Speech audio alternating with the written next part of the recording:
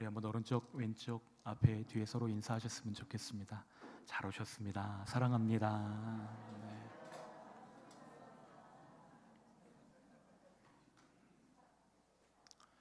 하나님의 말씀을 붙들므로 상황과 환경을 바꿔나가는 주님의 백성들 되시기를 축복합니다. 그래프를 하나 보여드릴 건데요, 여러분, 이 그래프가 무슨 그래프일까요? 힌트를 드리자면 우리가 지금 열왕기를 살피고 있다는 것입니다. 네, 맞습니다. 이것은 이스라엘의 운명 그래프입니다.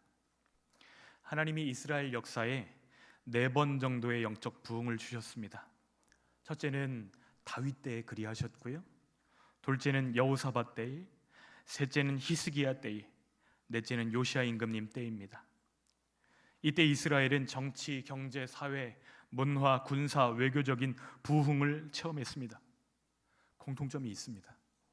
백성들이 하나님의 말씀 위에 든든히 섰다는 것입니다. 하나님이 우리 삶을 세우시기 위해서 주신 보물이 있습니다. 말씀입니다. 말씀이 우리 삶을 세우시는 하나님의 도구인 것이에요. 시편 19편 9절로 11절 말씀이 있겠습니다. 여호와를 경외하는 도는 정결하여 영원까지 이르고 여호와의 법도 진실하여 다 의로우니 금 곧 많은 순금보다 더 사모할 것이며 꿀과 송이꿀보다 더 달도다. 또 주의 종이 이것으로 경고를 받고 이것을 지킴으로 상이 크니이다. 지금 이 시편 19편을 기록한 다윗은 하나님의 말씀이 무엇보다 더 달다고 고백하죠? 꿀보다, 송이꿀보다 더 달다, 이렇게 고백하고 사랑하였습니다. 다윗이 하나님의 말씀으로 멀어질 때마다 그에 가까이 와서 목숨 걸고 그를 말씀 앞에 세웠던 선생님들이 있습니다. 2명의 선지자입니다. 하나는 사무엘 선지자였고 하나는 나단 선지자였습니다. 왜 그들은 목숨을 걸고 다윗을 그렇게 말씀 앞으로 인도했죠? 자기가 사랑하는 왕 다윗이 하나님께도 기쁨이 되고 그가 말씀 위에 세워지면 이 나라가 반드시 하나님의 은혜를 입게 된다는 사실을 깨달았기 때문입니다. 우리도 그것을 열망하는 사람들 되기를 소원합니다. 하나님의 말씀 위에 세울 때에 눈 앞에 보이는 현실에 굴복당하는 것이 아니라 현실을 바꿀 능력을 주신다. 이것을 깨달은 여호사밧 왕은 국고에서 돈을 내서 레위 사람들을 전국으로 파송합니다. 뭐 하려고 보냈을까요? 하나님의 말씀 가르치라고 이들을 파송한 것입니다. 말씀 띄워만 주세요. 여호와께서 이 말씀 가르치는 이 일로 인해서 유다에게 주신 복이 있습니다. 무엇이었을까요? 10절 말씀만 함께 읽겠습니다. 여호와께서 유다 사방의 모든 나라에 두려움을 주사 여호사밧과 싸우지 못하게 하시매. 백성들의 삶이 말씀 위에 세워지자 하나님께서 그 나라를 보호하시는데 다른 나라가 이 유다 나라를 칠 엄두를 내지 못하였습니다. 지도를 펴놓고 보면 딱 강원도 크기밖에 안 됩니다. 그런데 이 땅을 얻으면 아시아에서 유럽으로 가기도 편하고 유럽에서 아시아로 오기도 편합니다. 사통팔달. 이 땅을 얻은 자가 패권을 쥐기가 너무 좋기 때문에 이 땅을 쳐서 얻어야 되는데 아무도 넘볼 수 없도록 하나님이 그 땅을 지켜주셨던 것입니다. 말씀대로 순종하면 하나님이 책임져 주십니다. 이것을 깨닫고 의지하는 저와 여러분 되시기를 간절히 소원합니다. 우리가 지난주에 함께 살폈던 히스기야 역시 하나님께 기도로 자기 인생을 맡김으로 15년 동안 생명을 연장받았습니다. 열왕기하 18장 5절로 6절 말씀 같이 한번 읽어볼까요? 시작.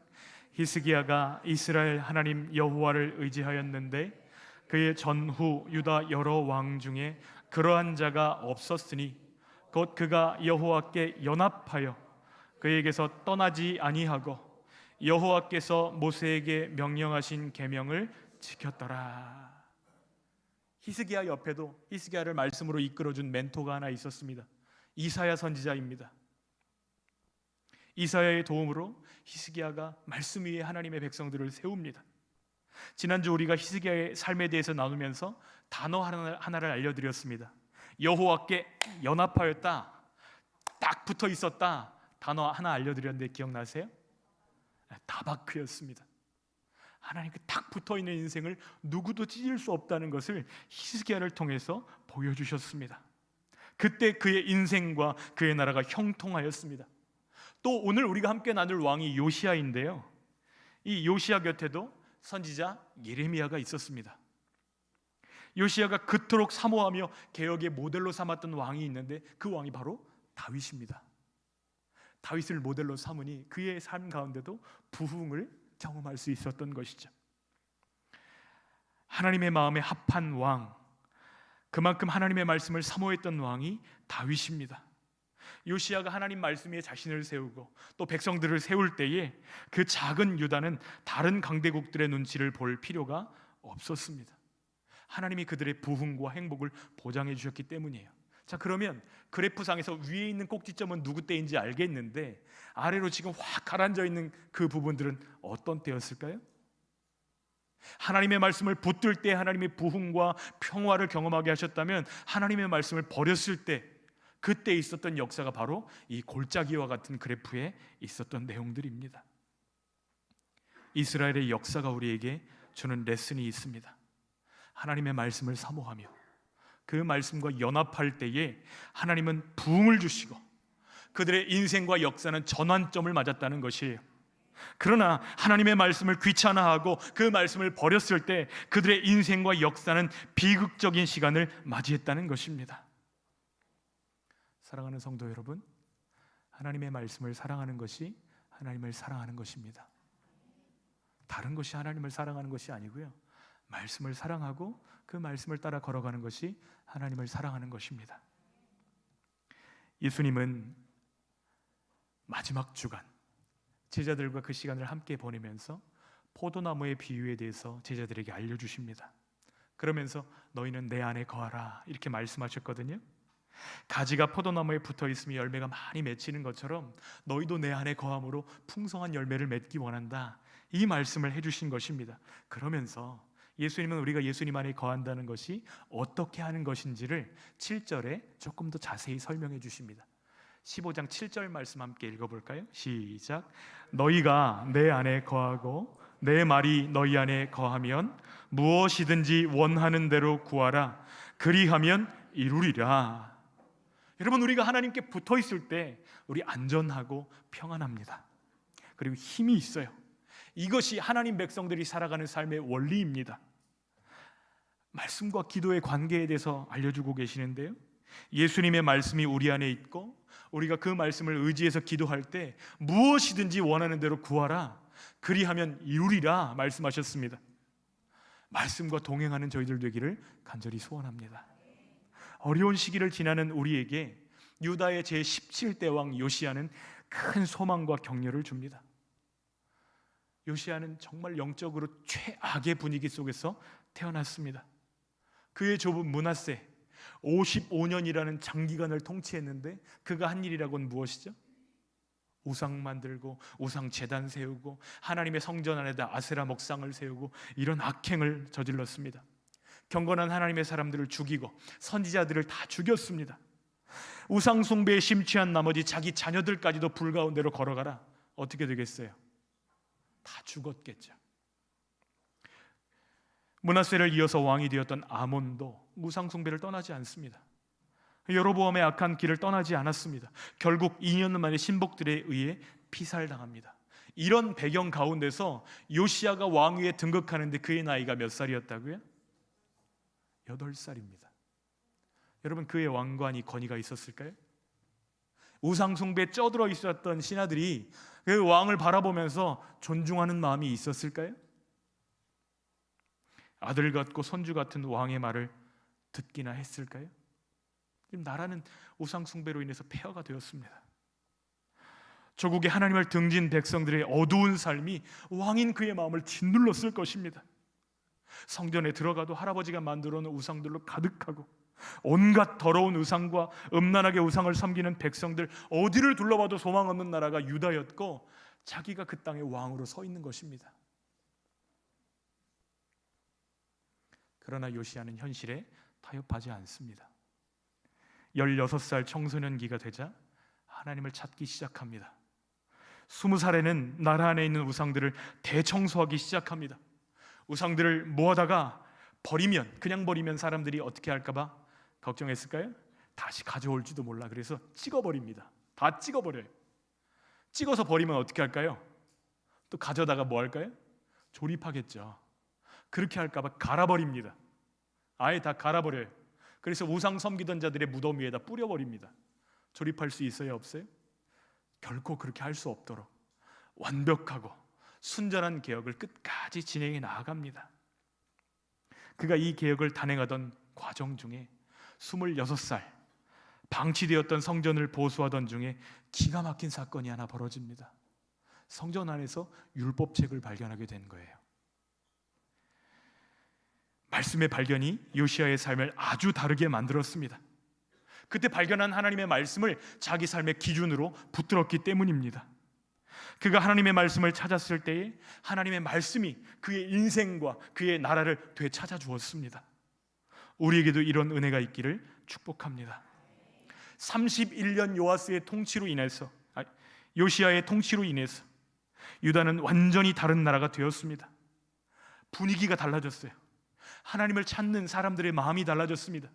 그들의 마음의 지향이 하나님께로 향하고 하나님을 섬기는데 성전에서 다시 하나님의 말씀이 가르쳐집니다. 백성들이 하나님을 바라봅니다. 그 결과 하나님을 등진 어둠의 역사가 하나님을 향하는 빛의 역사로 뒤집어졌던 것입니다. 여러분, 우리는 우리의 삶을 어떻게 개혁할 수 있죠? 열왕기하 22장은 이 요시야의 삶을 통해서 우리에게 도전합니다. 하나님 보시기에 아름답고 복된 삶으로 개혁하기 원한다면 하나님의 말씀을 찾고 하나님의 말씀의 인도를 따라가라고 말씀하십니다. 성전 수리 과정에서 발견한 율법의 말씀을 들을 때에 요시야는 자기 옷을 찢으면서 하나님 앞에 통회합니다. 하나님의 뜻에서 멀어진 유다와 자신의 모습을 발견했기 때문이에요. 지난 70년간 하나님의 성전이 쓰레기 더미처럼 되어서 그 가운데 방치되고 버려졌는데 그 속에 섞여 있는 것이 하나님의 말씀이었습니다. 아무도 찾는 이 없이 70년 동안 버려져 있던 그 말씀, 하나님의 말씀이 그렇게 홀대받았구나, 우리 가운데 누구도 하나님을 찾지 않았구나, 이것이 너무나 슬펐던 것입니다. 옷을 찢습니다.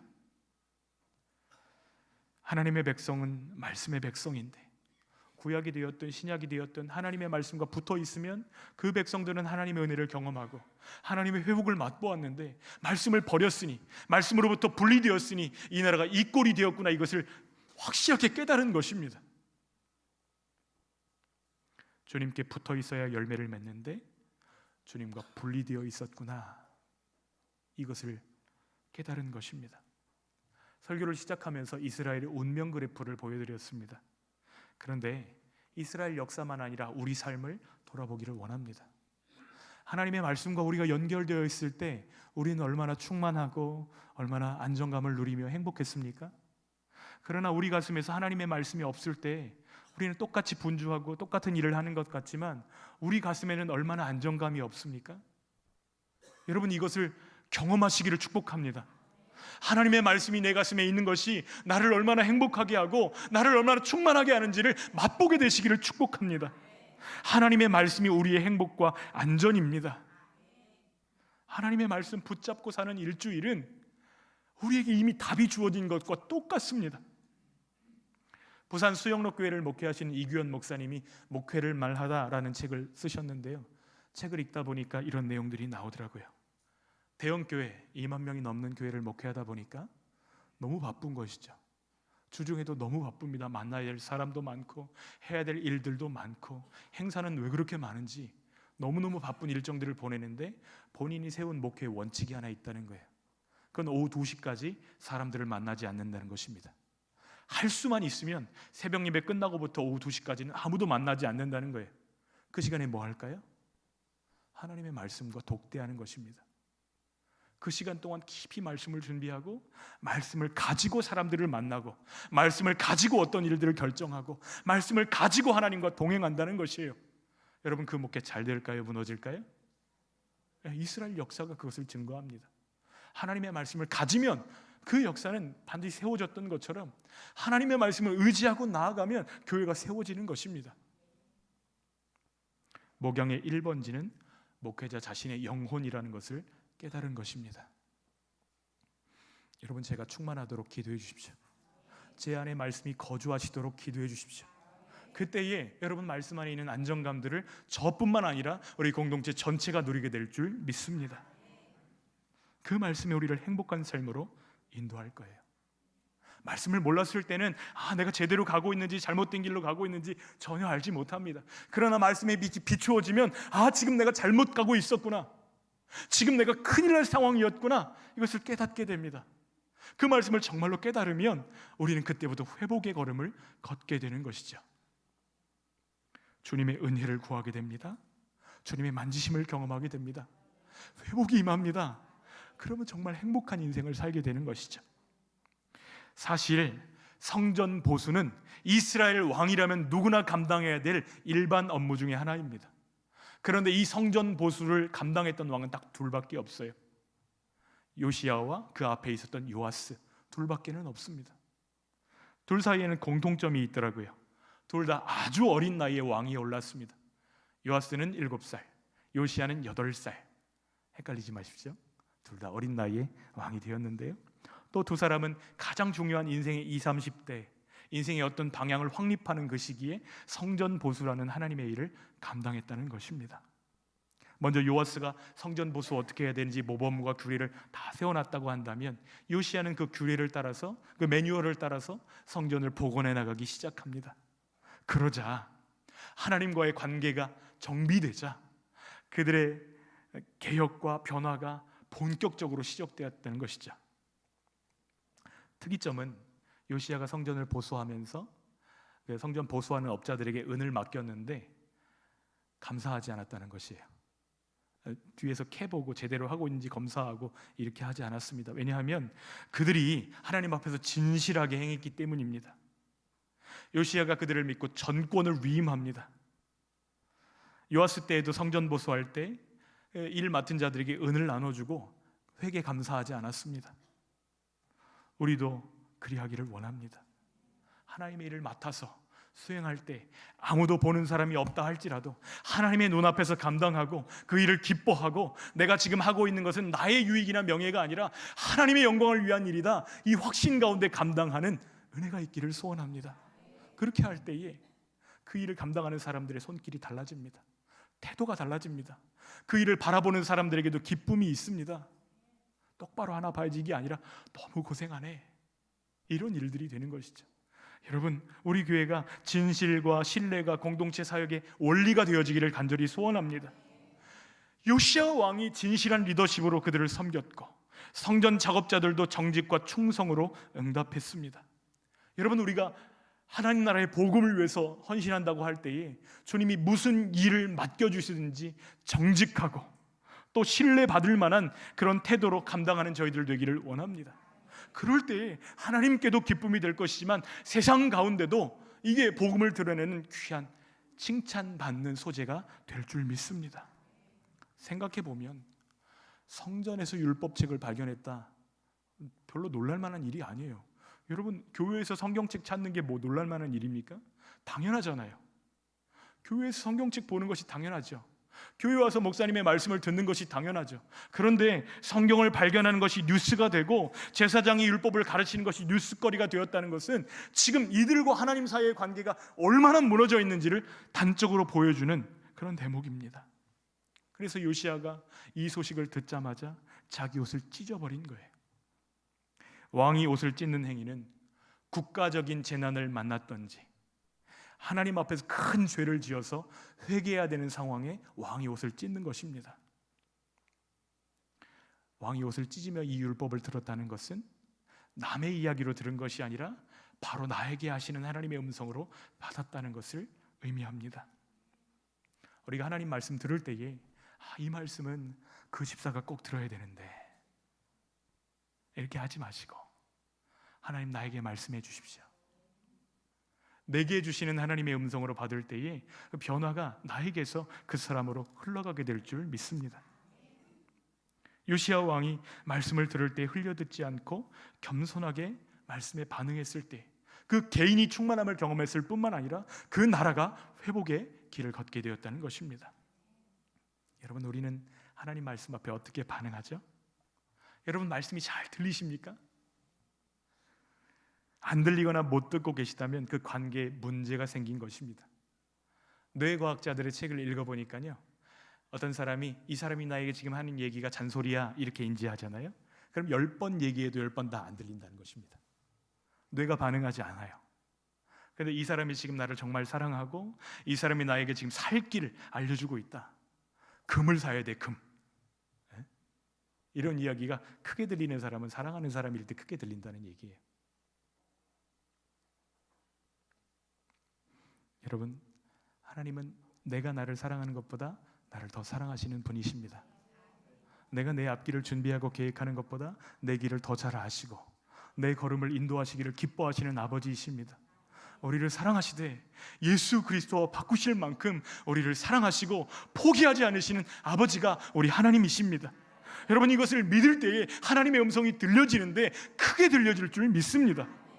주님은 주님 앞에 낮추는 요시야에게 여선지자 훌라를 통해서 응답의 말씀을 주십니다. 19절, 20절 말씀 읽겠습니다. 내가 이곳과 그 주민에게 대하여 빈터가 되고 저주가 되리라 한 말을 내가 듣고 마음이 부드러워져서 여호와 앞 곧 내 앞에서 겸비하여 옷을 찢고 통곡하였으므로 나도 내 말을 들었노라. 여호와가 말하였느니라. 그러므로 보라, 내가 너로 너의 조상들에게 돌아가서 평안히 묘실로 들어가게 하리니 내가 이곳에 내리는 모든 재앙을 내 눈이 보지 못하리라 하셨느니라 하니 사자들이 왕에게 보고하니라. 여러분, 이미 끝났다는 소식이 전해졌어요. 너희들 그렇게 심판받을 거야, 나라가 끝났어. 이 소식을 들었음에도 불구하고 왕이 옷을 찢고 하나님 앞에 겸비하고, 하나님 그때 끝난다 할지언정 내게 주신 시간 동안에 하나님이 기뻐하시는 삶을 살다가 나 끝내겠습니다. 그때 하나님이 이 요시야에게 은혜를 주신 것입니다. 여러분, 하나님이 끝났다 얘기할 때 정말 끝난 게 아니라 기회를 주시는 것임을 깨닫게 되기를 소원합니다. 19절에 겸비하다라는 단어가 히브리어 단어로 카나인데요, 무슨 뜻을 가지고 있냐면 겸손하다라는 뜻도 있지만 항복하다, 굴복시키다 이런 뜻을 가지고 있습니다. 그러니까 하나님 말씀 앞에 나아갈 때에 항복한 사람처럼, 아니 하나님의 뜻이 아니면 소망이 없는 사람처럼 그 말씀 앞에 자기 자신을 굴복시켰다는 것입니다. 그러자 하나님께서 그에게 놀라운 은혜를 허락해 주십니다. 너가 평안히 너희 조상들의 묘실이 안치될 것이며 너의 눈으로 그 재앙을 보지 않게 되리라. 주께서 은혜를 베푸십니다. 우리가 이 요시야의 개혁에서 배울 점이 있습니다. 하나님이 말씀에 이 순종하면서 은혜를 경험했다면 이 은혜를 혼자만 갖고 있었던 것이 아니라 옆에 있는 사람들에게 나눠줬던 거예요. 하나님의 말씀대로 하면 산다, 이것을 깨닫고 나니까 자기만 그 말씀을 가진 것이 아니라 백성들에게 나눠줬던 것이에요. 하나님이 우리 마음 가운데 은혜를 주시고 은혜의 불을 붙여주실 때에 그 불씨를 우리만 가지고 있는 것이 아니라 옮겨 붙이는 주의 백성들 되시기를 축복합니다. 우리 자신이 변화될 거예요. 우리와 함께한 사람들이 하나님을 경험하게 될 것입니다. 하나님의 은혜가 그들에게도 임하게 될 거예요. 그런데 우리를 공동체로 부르신 하나님은 우리 자신만 아니라 우리 옆에 있는 사람을 건강하게 하심으로 우리들을 회복시켜 주신다는 것이죠. 백성들 옆에 선지자들을 두신 것처럼 우리 옆에 건강한 백성들을 두심으로 인해서 공동체 전체가 하나님을 바라보게 하시는 것입니다. 이 말씀을 나 혼자 묵상하고 깨닫고 은혜 받는 것도 중요하지만 나누고 적용할 때 은혜가 배가 된다는 사실을 기억하시기 바랍니다. 요시야는 다 불렀어요. 모든 민족들, 모든 백성들, 어린아이 어른 할 것 없이 다 모이십시오. 선지자 제사장 다 모이십시오. 그리고 기둥이 서 있는 성전 계단에 서서 그가 왕이 친히 하나님의 말씀을 읽어 내려갑니다. 뭐라고 했을까요? 우리 여호와만 꽉 붙들고 살아갑시다. 그것이 우리 살 길입니다. 외쳤을 때 백성들이 기뻐하고 화답했을 것입니다. 우리도 그래야 됩니다. 하나님이 우리에게 주신 모든 시간 동안에 그리하기를 원합니다. 이번 주간 진행되는 특별 새벽 기도에도 그리 되기를 원합니다. 하나님의 음성을 들으며 그 음성을 나누며 하나님의 기쁨이 충만한 시간이 될 것입니다. 체육대회도 그리 되기를 원합니다. 그냥 우리가 모여서 누가 잘하나 뽐내고 자랑하는 시간이 아니라 우리 아버지가 하나님이시고 그 은혜 가운데서 우리가 한 가족이 되었음을 기뻐하는 자리 되기를 원합니다. 초청주일도 마찬가지입니다. 단순한 행사가 아닙니다. 그날은 우리의 아버지를 보여주는 날입니다. 우리가 가족이라는 이 사실, 우리가 얼마나 사랑하는지를 보여주는 날입니다. 그것이 사실은 단위에서 선포되는 말씀보다도 더 강력한 메시지가 될 것입니다. 주님의 은혜를 공유하는 저희들 되어지기를 소원합니다. 우리를 그리스도의 몸으로 부르셨기 때문이에요. 동역자들이 거룩하고 건강할 때 우리가 함께 기쁨을 누리게 될 것입니다. 여러분, 구역 식구들을 위해서 기도하십시오. 내 사랑하는 형제들이 주님 말씀 앞에 내놓았던 그 고민들을 내 문제처럼 붙들고 기도해 보십시오. 하나님께서 놀라운 위로로 그들의 아픔을 고치실 뿐만 아니라 어느새 내 문제도 해결해 주신 것을 경험하게 될 줄 믿습니다. 새로운 삶의 길을 보이시며 응답하시는 하나님을 맛보게 될 것입니다. 말씀을 마무리하면서 여러분에게 사진 한 장을 보여드리려고 합니다. 비석 사진입니다. 무슨 내용이 적혀 있냐면 이 지점 아래로는 집을 짓지 마라 이렇게 기록되어져 있습니다. 일본 이와테현 아네요시 마을 어귀에는 이런 글귀가 새겨진 비석들이 있습니다. 이와테현 미야코시 마을에는 1886년에 쓰나미가 덮쳐서 22,000명이 죽었습니다. 몰살당했어요. 2명 살아남았습니다. 저 1930년대 또다시 마을 사람들이 쓰나미에 쓸려가 죽었습니다. 이런 역사가 반복되게 하면 안 되겠다. 그래서 돌에다 새긴 거예요. 쓸려나간 곳보다 한 20m, 30m 높은 곳에다 이 돌들을 세워놓고 이 지점 아래로는 집을 짓지 말라고 비석들을 세워놨습니다. 여러분, 이 동네 사람들은 이후에 이 지점 밑으로 집을 지었을까요? 안 지었을까요? 그 밑에 집을 짓지 않았습니다. 1960년대에 무서운 쓰나미가 그 마을을 덮쳤을 때 죽은 사람이 하나도 없어요. 2011년 쓰나미가 일본 열도를 뒤집어 놓을 때에도 한 사람도 죽지 않았습니다. 그래서 기막힌 것은 이런 비석이 그 마을에만 있었던 것이 아니고 일본 동북부 해안을 따라서 수백 개가 세워져 있었다는 사실이에요. 그런데 그 비석의 경고를 무시하고 경치가 좋고 몫이 좋은 해안가에다가 집들이 세워지고 식당들이 세워지고 마을이 형성되고 사람들이 그곳에 모여 살기 시작합니다. 해안 거주지가 큰 마을이 형성되었는데요, 사람들이 이야기합니다. 10년 전에도 괜찮았는데 10년 동안 아무 일 없었어. 작년에도 괜찮았잖아. 올해도 문제 없을 거야. 2011년 일본의 큰 쓰나미가 덮칠 때에 29,000명이 죽고 실종되었습니다. 하나님의 말씀이 이 비석과 같습니다. 하나님의 백성들이 살기도 하고 복받기도 하고 구원받는 원리가 하나님의 말씀 가운데 기록되어져 있습니다. 오늘도 우리는 그 말씀의 길을 따라서 믿고 의지하고 나아갈 때 예수 그리스도를 만날 뿐만 아니라 생명을 얻고 구원을 받고 하나님의 만지심을 경험하는 줄 믿습니다. 여러분, 하나님과의 관계를 점검하십시오. 하나님의 말씀에 귀를 기울이십시오. 그러면 살게 될 것입니다. 회복하게 하시고 행복하게 하실 것입니다. 말씀의 순종함으로 하나님께 연합되면 연합될수록 우리를 새롭게 하실 뿐만 아니라 우리 공동체를 살리시는 주님의 역사를 맛보게 되실 것입니다. 주님의 능력을 경험하는 하나님의 백성들 되시기를 축복합니다.